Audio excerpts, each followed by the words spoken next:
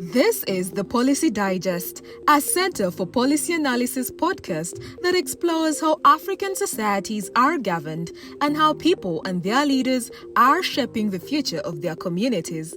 Through candid conversations and insightful analysis, we aim to provide a deeper understanding of the political, economic, and social landscape of Africa. So sit back, relax, and get ready to explore the diverse and dynamic world of African governance. Hello. You're most welcome to the Policy Digest podcast, and you might want that hot cup of coffee because we are about to talk about something which will need a bit of caffeine. And we are joined on this episode of the Policy Digest podcast by members of Public Square. That is Tony Natif and Trevor Muholi. Muholi. They don't pronounce the K in his part of Bugisu. They don't.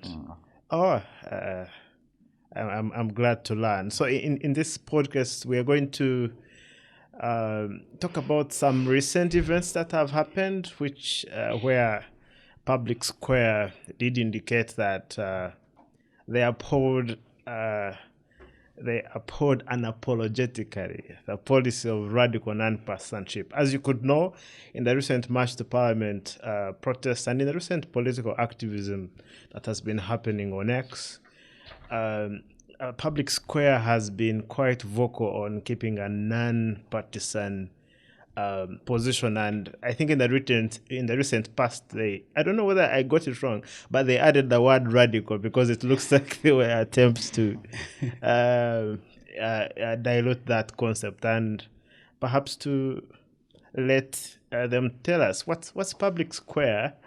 Do you want to talk to us, Tony, or is Trevor going to start on that? On what Public Square is? Public Square. Okay. Quite frankly, I'm the founding member and team lead of Public Square. We like to call Public Square a poor man's think tank. Oh, yes. Why do you call it a poor man's think tank? We put a few coins together, a few scanty ideas, and the whole thing of poverty isn't because of money or presence or lack thereof. It is that we work within the means we have. We don't profess to be the last voices on any ideas. We in medical terms, we used to have a jargon called Kosa coughing. We get things here and there and put them together and hope they make sense as we go along. But the whole concept of Public Square comes from way back in earlier than 500 BC, especially in the Greek times, where cities had squares where people would gather and just have conversations about things that pertain to their governance. And so we shamelessly borrowed that name. If you look at older cities world over, even Uganda now, Uganda had a vibrant city square, basically for the purpose of getting people to gather around and just talk about issues that affect their daily existence, hold their leaders to account and all that stuff. And so Public Square is largely that.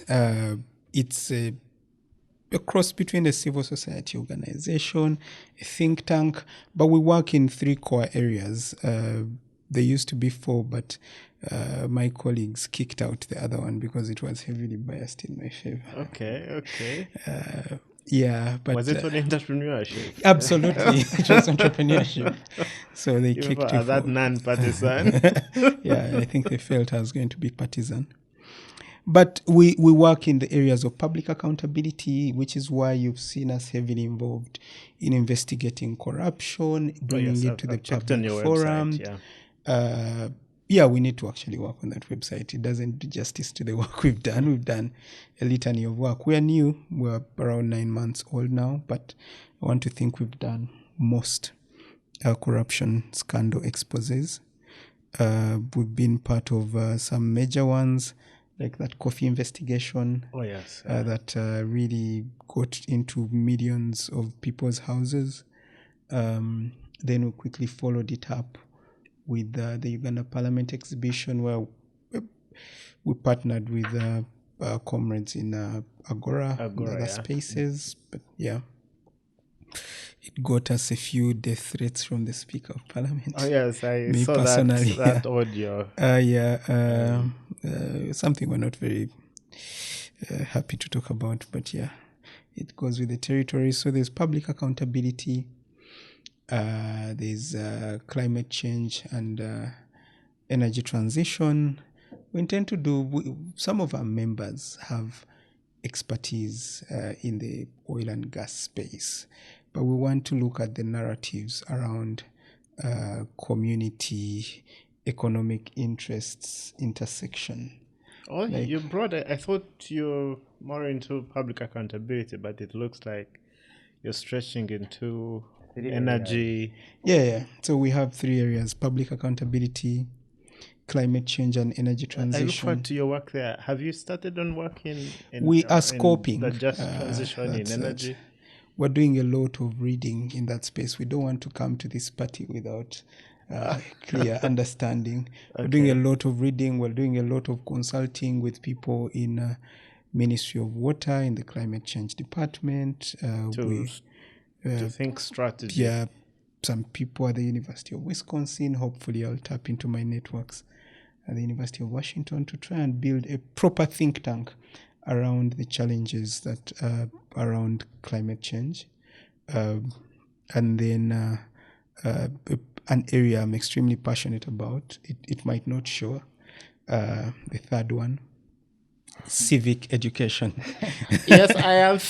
I've seen your next speak boldly about it. Like someone indicates something, and your response is, "This really shows Museveni you did us badly, doing very badly on civic education." Yes, passionate about that. Yes, I'm extremely passionate about that. I believe that our problem is not that our people are not politicized; they are not conscientized. They are wild political animals at heart, but we still run our politics like in a warlord kind of thing. Oh yes, that in a very same fashion of the government say. Not even in the same fashion of the government. Or even worse? Think back to before this country came into existence. We were different nations, and each of those nations would get territory by forcefully taking over whatever the other nation had. The infamous fights between Buganda and Bunyoro. Oh, yeah. Going back ages, Bagisu, where I come from, and the Bagwere and all those neighbors and the people of Teso. Mbale really belonged to the people of Teso. Of Jesera, of Rurumbura. Absolutely. So we still have that coming up in our politics, where you can see even our president shamelessly referring to himself as a Sabalwanyi. Yeah, because that's what defines him. He's a fighter. So I feel like even when you disagree politically with someone or on a policy issue, the first response is going to be an insult, just to bring you down. Yes, or your wife has a problem. We saw your child having a green shoe. Exactly. So people are in a 10 very children with 10 different that kind of thing. People are in a very they're like pugilists at a press conference. And I think that just screams lack of knowledge, lack of understanding, that now, those nations, close to 40 of them, were just cobbled together by a bunch of... What work is Public Square doing in civic education? Yeah. I've seen more of the rhetoric of, there's a problem. I haven't seen more of, this is what we're doing. To be honest, when you look at how we cover topics around our activism, the topics we choose, we go further than just outrage farming, getting the people angry. We try and get beneath the surface and talk about policy considerations underpinning a lot of these problems. So a lot of the times that's how you do civic education. You saw what happened during the march to Parliament. Oh yeah, sure. Most of those conversations around that, they were very controversial, obviously, and it was a lot of anger and militancy. Yeah, there's a lot of emotion in there. Yes, on but both sides of the house. Yeah. underpinning that was a clear lack of a knowledge framework within which to contest power, citizen and government. So we came in and said, well, perhaps the citizen also needs to be rooted in some sort of information. They need to understand how they're acting the way they're acting. They need to understand how the government is acting the way it's acting. And they need to understand how to contest power. And then we pushed things like people called it negotiation, which has a negative connotation to it. Yeah, I think it looks like it's like you're take begging, kind of thing. but A dialogue, you then may call it. dialogue, yes. But ultimately, if someone has done a bit of study, they will know that dictatorships don't just disappear because the people have willed it. Why does negotiation have a bad connotation? It's more of a business term, so it kind of is. No, looks to the like a give masses, and it looks take. like you're showing weakness, but it's a very bad misreading of political history and how nation building happens. It can't happen without negotiation. You need to understand how dictatorships go. The dictatorships don't go without negotiation. Their biggest At the end of tool- the day, there has to be some form of dialogue, yeah, and dictatorships, or else it will be a bloodbath up to. yeah, I like your use of that word. Dictatorships thrive on, and this is our friend Isaac Semakade who talks about this a lot. Dictatorships thrive on purging. Tell us more about that. So look at what, say, the NRM government has done.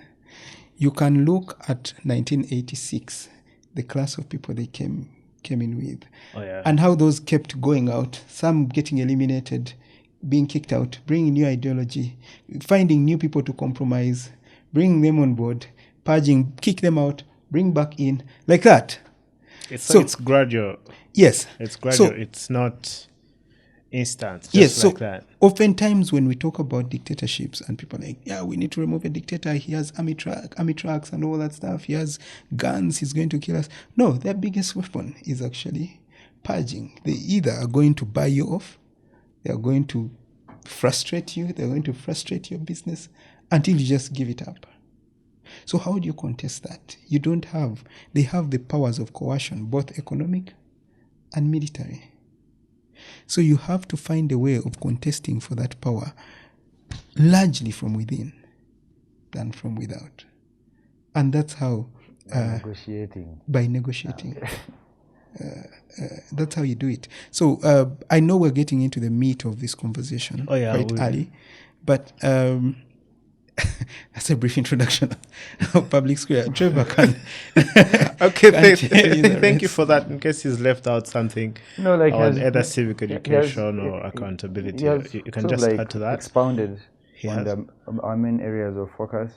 And the question you ask of what our contribution is, I think is a grounding, an education, and first of all, the history, an expansive view of that history, and also understanding as far as possible, the political economy of the country, historically and present day, as best as we can, and then integrating that to have critiques, and those critiques are the education that we are doing, and ask ourselves that we find ourselves in a particular set of circumstances which are not entirely unique to us, but in a way they are, and try to find ways of getting ourselves out of that. Yeah, in the past, I've seen you handle the issue of the Balaro. You even, I think, hosted some form of, how do I correct? Was like a dissertation of sorts? Yes, was it it? A presentation of the paper. Oh, yes. At Public Square.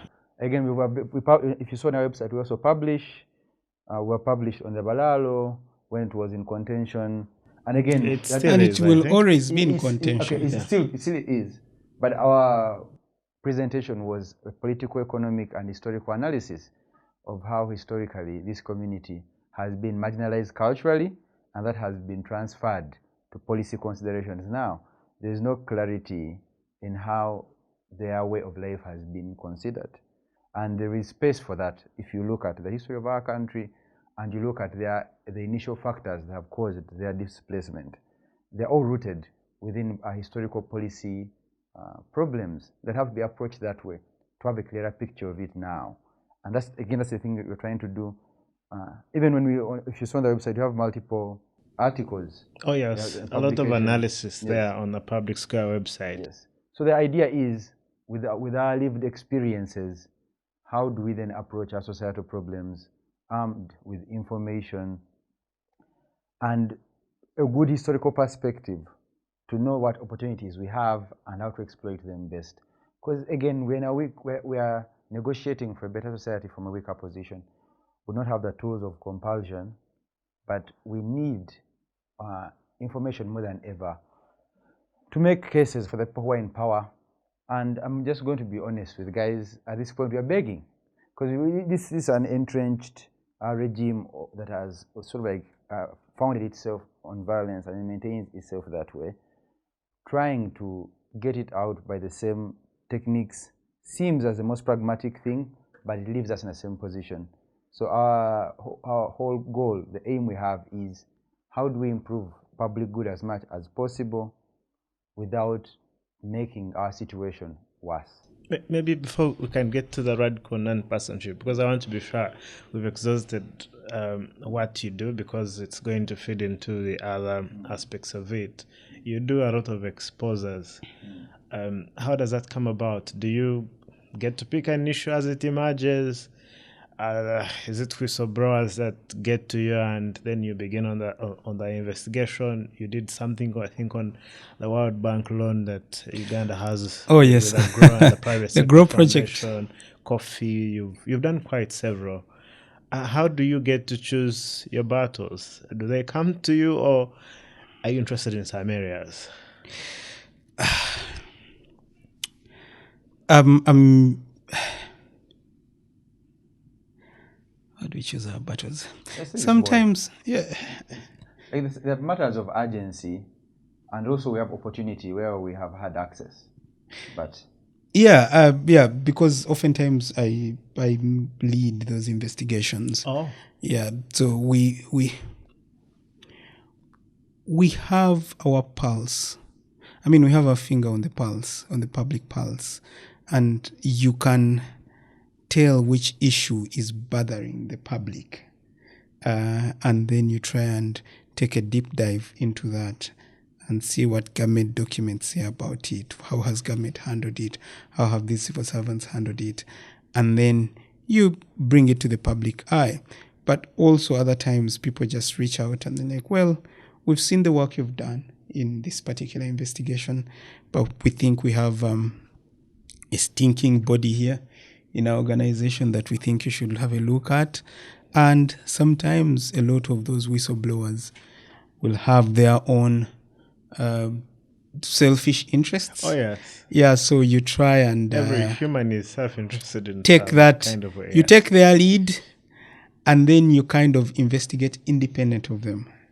And then you'll just tell them whatever we find, we're not going to censor, we'll put it out there to the public As it space. is. As it is. So sometimes you'll find they come and snitch, and when you do some digging, you find their fingers in the middle of the pie, and then you start the putting out that whistleblowers information. themselves. Yeah, they're like, man, quite a we unique thought scenario. you could actually cut this out. Absorb And then that. you're like, no. That's not how it is done. No. Yeah, but because we're terribly interested That's in really- we're terribly interested in goodness. ensuring that government entities function as they should, to ensure that the common good happens. So we don't just investigate to find fault. We investigate to find ways of improving performance. So when we put out our information, we also tend to put out a bit of advice here and there. on what we found. on what's possible. I'll tell you, for instance, with the World Bank project, the GROW project under the Ministry of Gender and Private Sector Foundation, we got a lot of ladies who are supposed to be beneficiaries to this project, getting rather jittery because they'd been trained a bit. They got this information. They needed the money. Some money had been released, but really a lot of that money was for preparatory work. So there had also been genuine wastage. So these people just started whistleblowing. But their whistleblowing started only because we did a very huge deep dive in Microfinance Support Center and found that the people in Microfinance Support Center, some of the people who stank up a joint in Microfinance Support Center had gone to the GROW project. So the public made that connection and then started whistleblowing. So we're like, well, we'll have a look. As you know, the Microfinance Support Center thing made the national news. We are now working with Mr. Semakade and Co. to try and build up a recovery plan for the resources. So we want to be able to say, well, we didn't just expose this dirt, and I know I've gone off tangent. We didn't want to just say we expose this dirt. We want to be a part of cleaning up. So then we're like, well, how do we go after all these people who have hundreds of billions of taxpayer money and they're not taking it, they're not paying it back? So we want to be able to do that. But anyway, through that investigation, we morphed into an investigation of the World Bank GROW project.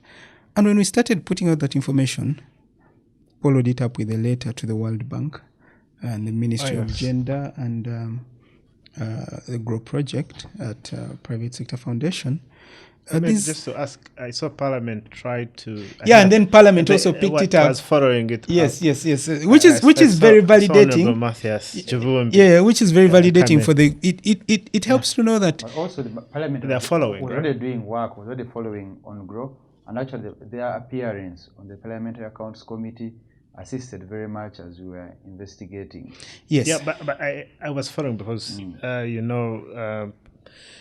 the people that convene this podcast also do Parliament Watch. We've been following Parliament at the same time when we were investigating. Yes, it was a very nice coincidence because when we investigated, Parliament was, I suspect they were going to do just a shallow thing. And then they're looking at all this stuff we're putting out there, and the questions were deeper and to the crux of the matter, which was very validating. But anyway, that tells you that we think that the work we do in that space is becoming a lot more impactful. There's a time we had back-to-back national headlines. Oh, yeah? That, yes. With the Daily Monitor or just both across the board? Like Saturday Monitor gives you that. Monday, Sunday Vision. Saturday Vision gives you a headline, and then next day you have it front page of the Monitor. There's a time I saw, I think, your first under quotation still with Dr. Spire on the stem. Yes. Then recently we did something with the Attorney General called Ask the AG. Oh yes, I saw it was on a weekend. Yes, on a Sunday. We thank him for actually giving us the time. It was very impromptu. You're doing a lot of work, yet, like you said, it's a poor man's think tank. Yeah. Not in terms of like not having resources, but in terms of people just coming and because I don't know. So is it you people just you join and you collect resources all of together? Us, no. All of us just spare an hour per week. All of us are volunteers. To be honest, I was a vision bearer with a few other friends who are not here. A lot of them have left because we are too non-partisan. This is the next thing we are getting to. But anyway, for their liking. Yeah. But anyway, we digress. No worries. We are currently working on personal resources. I did. The time you talked about grant making, have you entered that space, or you don't want to be termed for an agency as well? No. We haven't entered that space, not for lack of interest, but because we've really been insanely busy, and There's been a lot. we've been using personal resources, largely resources I from my exit from the business I used to run. But obviously, those aren't sufficient to support the work we do because we that's can't a pay lot. salary. That's a lot we, of work. we count on the goodness of people to put in the work. We have to find a way of sustainably financing our work, and that's something we've been thinking about. So Public Square does this amazing work. How is the work financed? For now, yeah. 100% I finance the work, but that's because the members of Public Square take no salary. They're volunteers. They are pure. So even essentially, you're a volunteer, I think. yes, 100%. So He's paying for it. He's volunteering. so The essentially, volunteer is paying. yeah. So essentially, all I'll do is maybe some little transport refund, and these guys take so much heat. They do very dangerous work. It's Very really dangerous It's work, very risky and work. for no pay. And I don't know if I can ever thank them enough. I also don't know if it's very sustainable, but we are starting to look into ways of finding sustainable financing Yeah, for this work. I look at Public Square as a startup in the non-profit space. So I used the startup language. yeah. So we. I would feel so bad going out there and getting people's money to do work when we haven't got proof of concept. But now you find that the work we've done and continue to do has found acceptance in the public realm. The pilot is done. And so I feel like we've got now proof of concept. We understand how to go about certain work. We're making mistakes as we go along and learning. Sometimes we get into fights that we shouldn't get into. We get diverted to petty things. But you learn It's to part of the learning. Yeah. So I feel like now we've gotten to a point where if we got grants, if we got people to support our work, we'd be very good stewards of people's resources and put them to much better use than we would if we just started right off the bat 9 months ago. Hey guys, we want money. But 9 months is still still good work, and we're not financing as yet. Either from the people of Uganda or from foreign agents. I think we just haven't. I think we From just imperialists. haven't been very aggressive on the fundraising front because we've prioritized the work. Really, we have been all about the work. We haven't fundraised yet. And all these events that we've held fairly recently, we hosted the Katikiro Buganda together with Mayanga. I did. Ogon. It was very exciting. We have done quite a bit of work that has ended up in the press. Our work in the parliamentary exhibition together with Agora reached more than at least 30-40 million mentions. I saw the report. That was huge. That report was really was huge. very misleading. Extremely misleading. It undermined the. Extremely misleading. It's not like they engaged with the work. I can tell you that. So your logo looked like it was part of the report. You guys didn't discuss the report. No, we can tell you. You heard about it that very day. Were invited to the launch, and the report just misrepresented the work, and we have no qualms about telling them that report was extremely bogus. They should recommission. What did they should recommission? What was the error in the report? And the numbers were ridiculous. But the thing is, you watched Parliament exhibition. I did for weeks. If you saw the report, was Public Square mentioned anywhere? I don't think It wasn't. so. It wasn't. I just saw your face in the audience. And so, and it's not The even report was about being sort of launched. like latching onto work, but it's the observation of it. So I think Method and Lab should recommission that study. For it helps keep a good It's record. good to capture the entire context. Oh, that's good. In the next conversation, we are going to look at the policy of the Public Square, which is radical non-partisanship. Thank you. We look forward to seeing you in the next episode. Thank you for listening to the Policy Digest, a Center for Policy Analysis podcast that explores how African societies are governed and how people and their leaders are shaping the future of their communities. For more podcasts, check out our Podbean and YouTube platforms. Thank you.